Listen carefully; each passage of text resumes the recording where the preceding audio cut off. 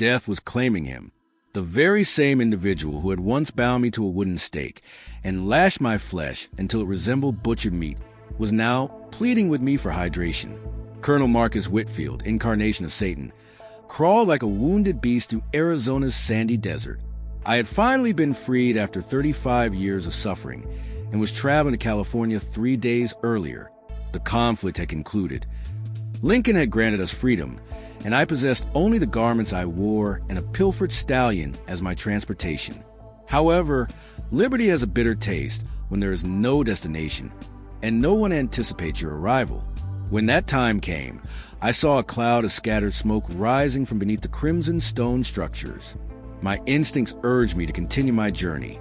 Yet in this wasteland, curiosity has claimed more lives than felines alone. I secured my mount to a mesquite shrub and advanced cautiously, anticipating discovering charred wagons and bleached remains. Instead, I came across him.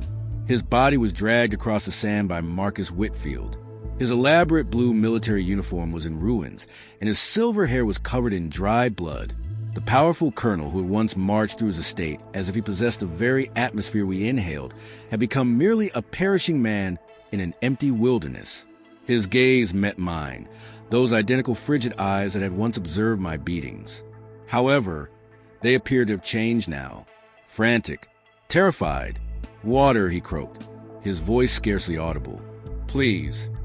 I remained motionless for what seemed an eternity, though likely mere moments passed. This individual had sold my spouse to a betrayer when she conceived. This man had burned his markings into my shoulder blade when I attempted flight. This person had declared I lacked humanity, merely possessions with limbs. Now he sought my compassion. My palm moved toward the water container at my waist. I had to pivot and leave him to die in the desert's blazing heat, because every instinct told me to. Justice meant watching his demise the way he had observed countless of our sufferings. Yet something halted me.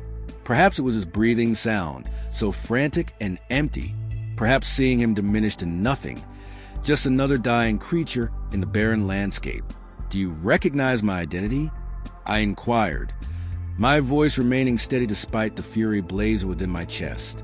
His eyes concentrated on my features, and I witnessed a precise, instant understanding struck him. His already pale cheeks lost color, and his dry lips began to tremble. "Ezra," he whispered. "Correct. Ezra Thorne, the child you bought from me when I was 7 years old. The man you attempted to destroy for 28 years. He shut his eyes and let his head hit the sand with it. I thought for a moment it had given up and accepted his fate. But then he spoke again, and his words changed everything. The revelation about Sarah. "I understand your thoughts, and you would be justified in abandoning me here."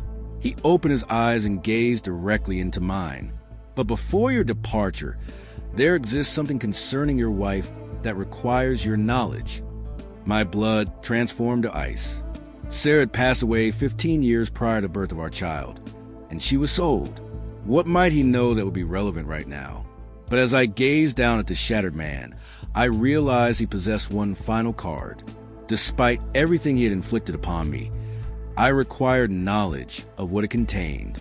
I felt the words hit me in the chest like a hammer. "Sarah," he spoke of Sarah.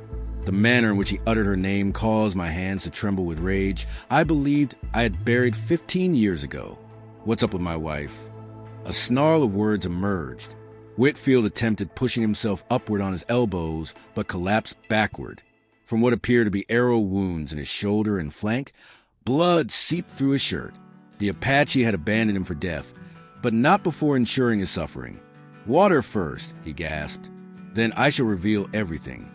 Every instinct warned this was deception, some final manipulation from a man who had devoted his existence to controlling people. Yet Sarah's mention had reopened a wound that never properly mended. I knelt down and held the water bottle to his lips as I watched him drink like he had been lost for days, which he probably had. I told him to speak, and took the bottle away when he had drunk enough to wet his throat. "She didn't perish during childbirth, as I informed you." He spoke quickly, as if he was afraid I would leave before he could finish. "The infant survived as well, a small girl." The desert fell silent completely. The wind also appeared to stop blowing. I had the impression that someone had compressed my heart until it stopped beating in my chest. You're deceiving me. I sold them both to a family in Santa Fe, the Rodriguez family. They required domestic assistance and desired the child too. As the water worked its way through his body, his voice became more insistent. Sarah's been alive this entire time. Ezra, your daughter as well. She would be 15 now.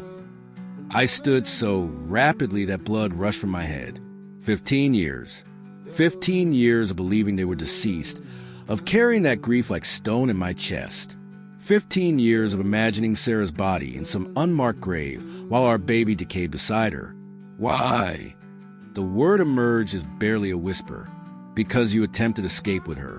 Because you needed instruction about what occurs when my property tries to leave. He looked me straight in the eye now. He resembled the old Marcus Whitfield for the first time since I had found him. Cold and calculating. And due to the fact that the Rodriguez family paid me $500 for both of them. The rage and the decision. I felt a fury that was unlike anything I had ever felt before. It was pure, white-hot anger that blurred my vision and curled my hands into fists. In addition to stealing my freedom, this man also took my family and made me feel like ghosts. I could end his life immediately, wrap my hands around his throat and squeeze until those cold eyes went dark forever. No one would ever discover. The desert would claim his bones, and I could ride away knowing I had finally achieved justice. But if his words held truth, if Sarah truly lives somewhere in Santa Fe, you'll inform me exactly where they are. I said, my voice deadly calm, every detail. Then you will assist me in determining how to locate them. Whitfield actually smiled, even with blood trickling from his mouth's corner. That will prove difficult, considering I can barely stand upright. Then I recommend that you quickly regain your strength. I surveyed the endless expanse of desert stretching in every direction. We were at least 2 days' ride from the nearest settlement, perhaps 3 on foot. The Apache who had attacked his party could still be in the area. I possessed only sufficient water for one person to survive the journey. I would, however, carry this broken man across hell itself to obtain answers if even the smallest possibility existed that Sarah was out there, that my daughter was growing up somewhere without knowing where her father lived. The question remained whether Marcus Whitfield would survive long enough to provide them. An hour earlier, it would have seemed impossible for me to make a decision. I was going to preserve the life of the man I despised most in this world. Marcus Whitfield was the only living person who could lead me to my family. Not out of mercy or forgiving. The journey begins. Can you walk? I asked, though observing him. I already knew the response. Not far, he admitted, attempting to push himself up again. This time he managed to reach a sitting position, but I could see the effort was draining him. Sweat beaded on his forehead despite the desert heat already beginning to fade as evening approached. I walked back to where I had secured my horse and retrieved my bedroll and the few supplies I carried. A few hardtack biscuits, some jerky, and a water bottle. Sufficient for one man to reach civilization. Perhaps. When I returned, Whitfield was examining his wounds. While the arrow through his shoulder was clean, the one through his side remained deeply lodged. Dark blood had soaked through his shirt and was beginning to attract flies. I stated, that arrow must be removed. I know. I had never before observed fear in his eyes as he looked up at me. Real, honest fear. But if you extract it incorrectly, I will bleed to death. I know. I knelt beside him and examined the wound. The arrowhead was buried deep, probably touching bone. One wrong movement, and I could pierce an artery. Fortunately for you, I've had considerable practice with this type of thing. It was true.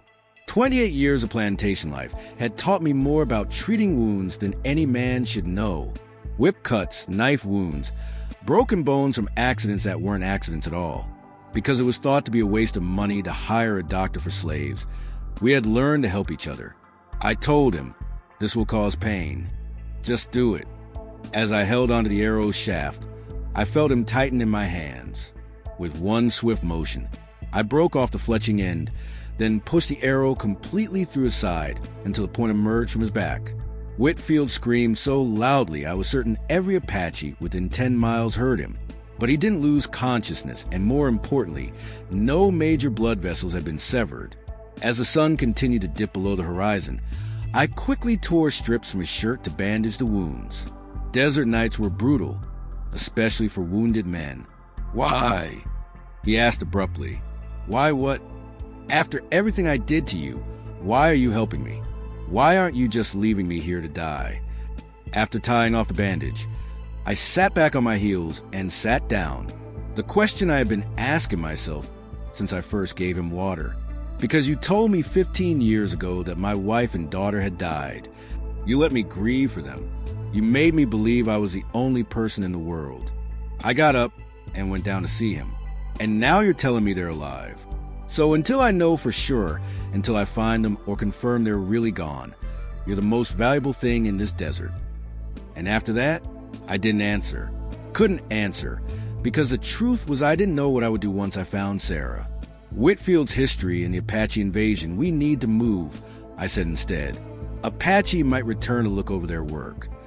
Whitfield, on the other hand, grabbed my arm with surprising amount of force as I helped him stand. "There's something else about why I really came out here, Ezra," I said. His eyes were intense, desperate. "I wasn't just traveling through. I had been looking for you." I was stunned by the words. "Searching for me? Marcus Whitfield had been hunting me across the desert? What does it imply that you were seeking me?" He leaned heavily against my shoulder as I helped him stand. His breathing labored from effort. "I knew you would head west when the war ended and all the slaves were freed. When you thought no one was listening, you always spoke of California. That was true. I used to tell the others about the gold fields and the chance to make something of yourself if you could just get far enough away from the old life during those long nights in the slave quarters. How on earth could you have known?"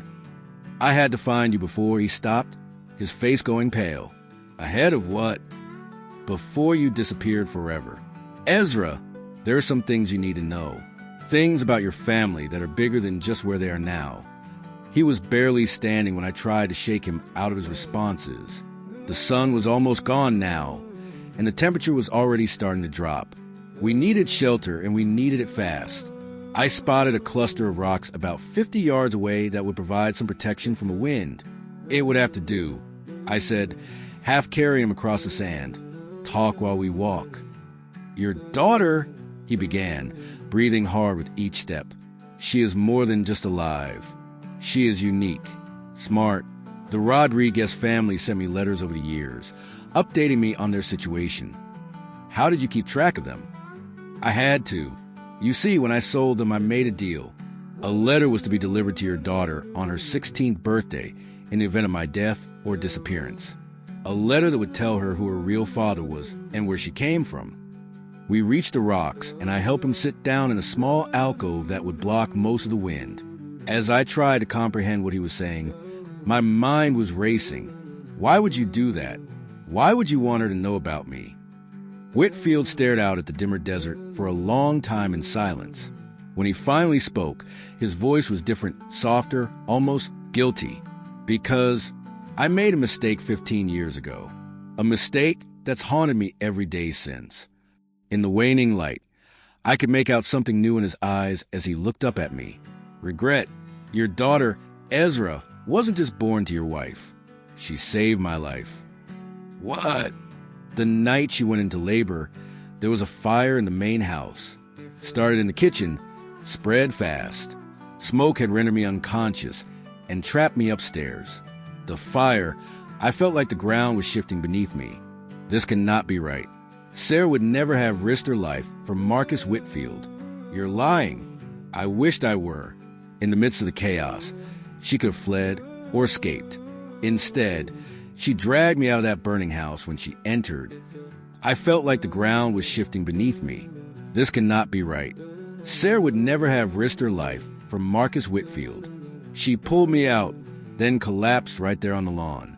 That's when the baby came, right there in the dirt with the house burning behind us. His voice cracked, and the first thing she said when it was over, when she was holding your daughter, was, "Promise me you'll let her grow up free." The pain in my chest was so sharp I could barely breathe. I could picture it perfectly. Sarah, brave and selfless to the end, thinking about our child's future even in her moment of greatest vulnerability. So I promised, and then like a coward, I broke that promise the very next day when I sold them both. The night was getting colder, and I could hear Whitfield's breathing becoming more labored. We were still at least 2 days away from any kind of civilization, and the wounds were starting to show their effects. I looked up at the stars scattered across the desert sky and felt something I hadn't experienced in 15 years. Hope. Terrifying, desperate hope that maybe, just maybe, I could still be a father to my daughter. I stated, "We leave at first light. Can you ride if I get you on my horse?" "I'll need to." I pulled my bedroll around both of us, sharing what little warmth we had. I didn't miss the irony because I would have been slapped 15 years ago for touching Marcus Whitfield's clothing. Now I was keeping him alive with my own body heat. He said quietly, "Ezra, Elena has something else about her. Something they told me in their last letter to me." "What?" "She has been asking about her background and the reasons why she does not look like the rest of the family. Miguel believes that she believes she is not their daughter. The thought of my daughter wondering about her origins, maybe even hoping her real parents were still alive, made my heart ache. We're going to make it to Santa Fe," I said firmly. "The two of us." But even as I said the words, I could feel Whitfield's fever rising, and I knew tomorrow would test every ounce of strength we both had left. Dawn and delirium. Dawn didn't arrive quickly enough or enough. I barely slept, listening to Whitfield's labored breathing and watching for any sign of Apache riders on the horizon. When the first light touched the desert, I knew we were in trouble. Overnight, Whitfield's fever had increased. His skin was burning hot to the touch, and he was mumbling incoherently about fires and promises and a little girl with my eyes. "Marcus," I shook him gently. "We need to move." When he opened them, they were blurry and hard to focus. "Sarah, are you there?" My heart clenched. He was thinking about my wife even while he was in delirium, about the night she saved his life and changed everything. "It's Ezra. We need to get to Santa Fe." It took everything I had to get him on his feet, and even more to boost him onto my horse. He swayed dangerously in the saddle, and I knew he wouldn't last long riding alone. I tied him to the saddle with strips torn from my shirt, then started walking, leading the horse across the endless expanse of sand and rock. The sun was already brutal, even though it was barely past sunrise. "Tell me about her," I said as we walked, hoping to keep him conscious. "Tell me about Elena." "Smart," he mumbled. "So smart it scares Miguel sometimes. She reads everything she can get her hands on, writes letters to the newspaper about women's rights and fair treatment for Mexican workers." Despite everything, I felt a surge of pride. My daughter was a fighter, just like her mother. "She has your stubborn streak," Whitfield continued, his voice getting weaker.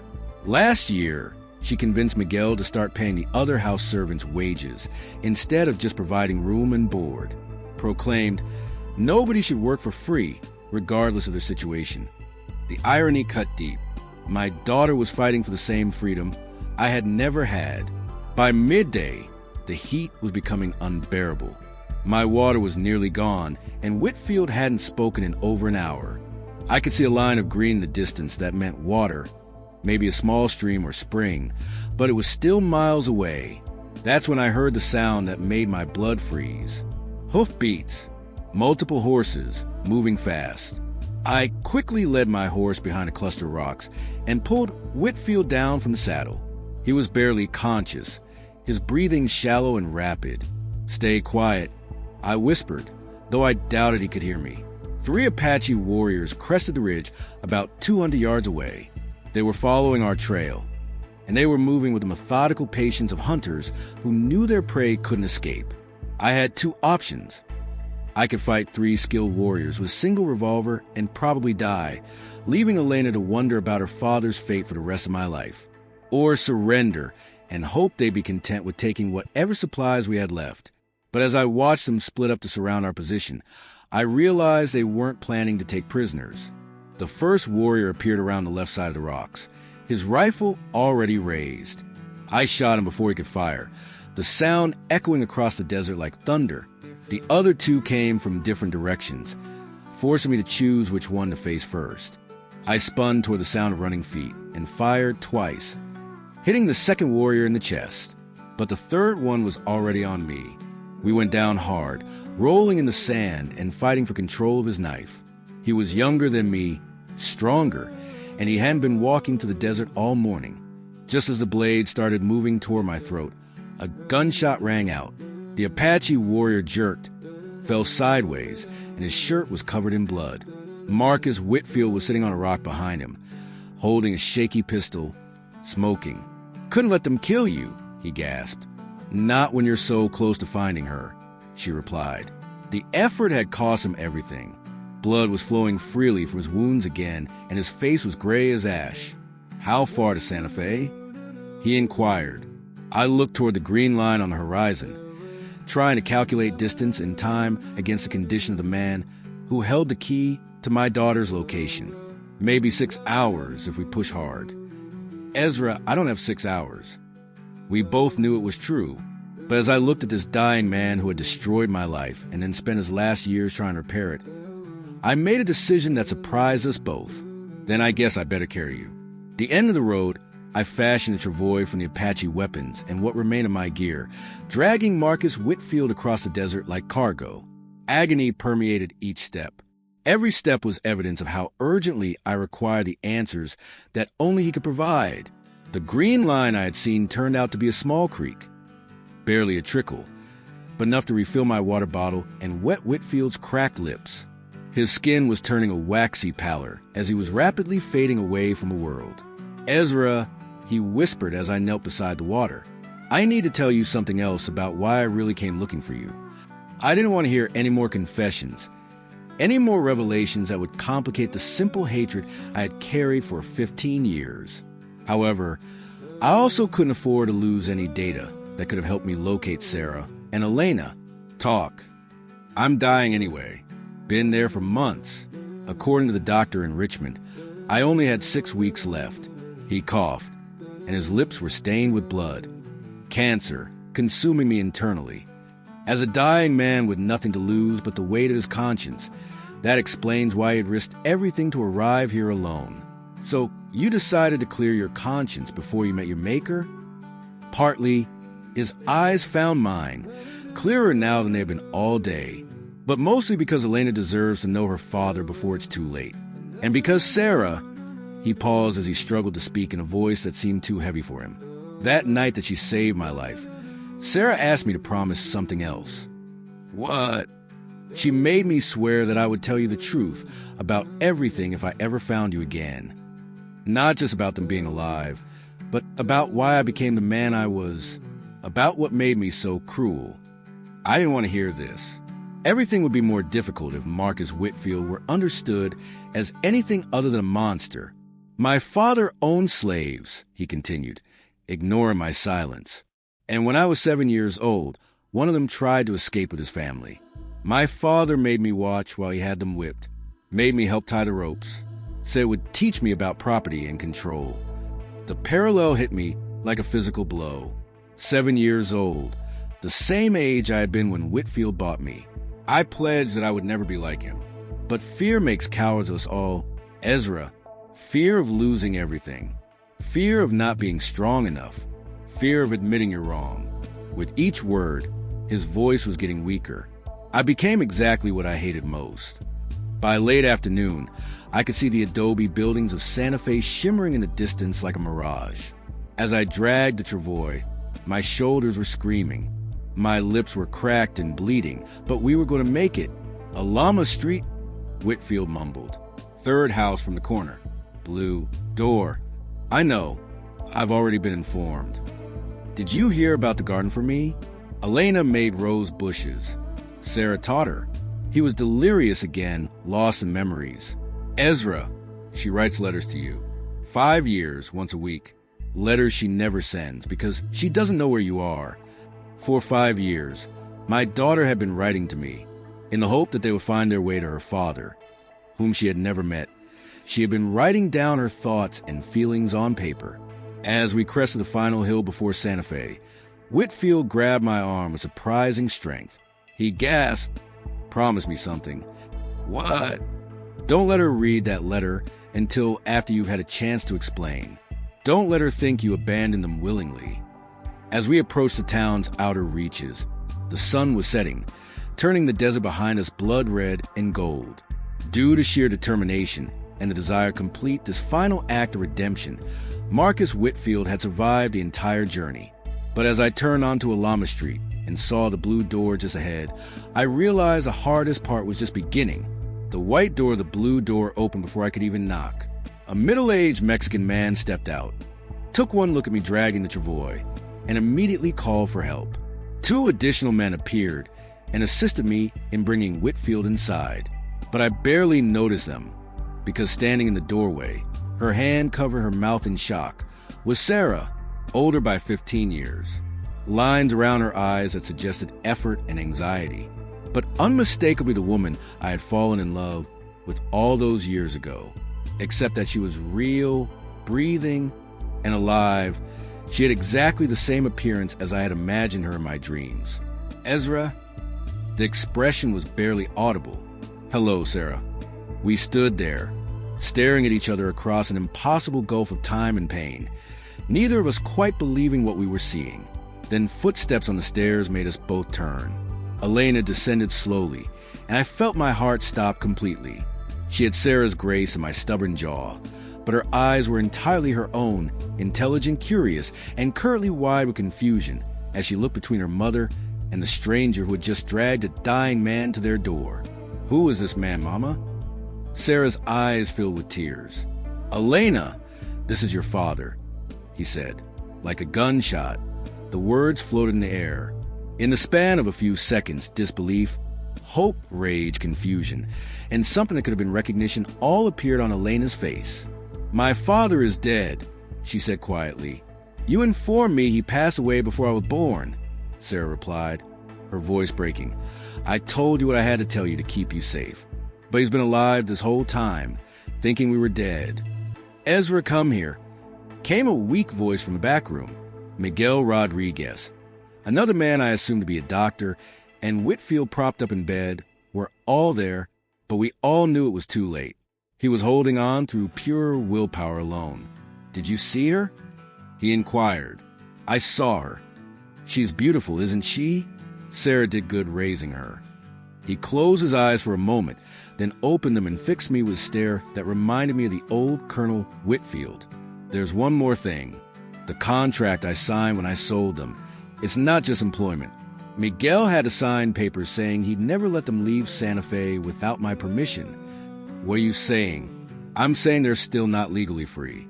The Emancipation Proclamation only applied to slaves in Confederacy, and this was a private contract in territorial New Mexico. His breathing was getting shallower, but I can fix that right now. He gestured weakly toward a leather satchel beside the bed. Papers are in there. The only thing left for me to do is sign them, and Sarah and Elena will be mine for free.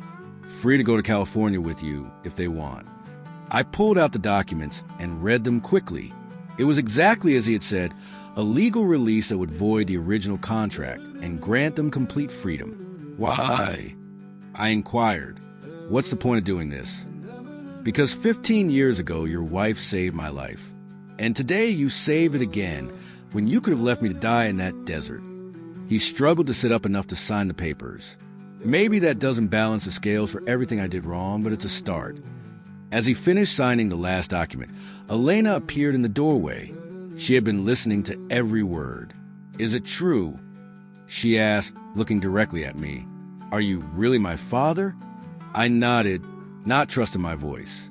And you've been alive this whole time, thinking we were dead?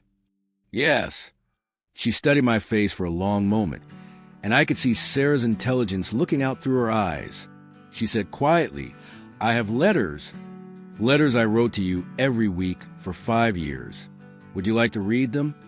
Before I could answer, Marcus Whitfield spoke one last time. His voice so quiet we all had to lean in to hear him. Ezra, tell her about the roses.